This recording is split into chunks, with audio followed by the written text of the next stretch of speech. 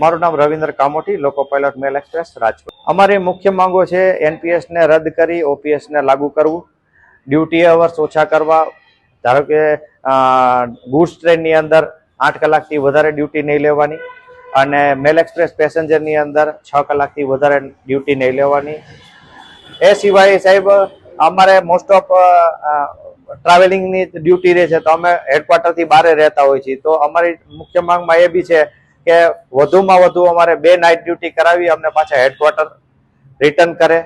36 કલાકની અંદર મેક્સિમમ અમને આઉટ ઓફ હેડક્વાર્ટર રાખી અને પાછા ઓફ ડ્યુટી કરાવી અને હેડક્વાર્ટરની અંદર અમને પાછા 36 કલાકમાં ઓફ ડ્યુટી કરાવડાવે।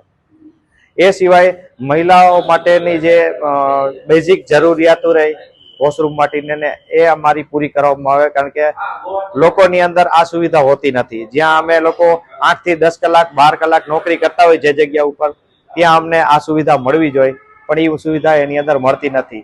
એ સિવાય અમને એક વખત ઓન ડ્યુટી થાય ત્યાર પછી કોઈ પણ લંચ બ્રેક આવતો નથી। એમાં 10 કલાક થાય કે 11 કલાક થાય, કોઈ પણ જાતનો અમારો લંચ બ્રેક હોતો નથી। એની અંદર કન્ટિન્યુ ડ્યુટી રહે છે।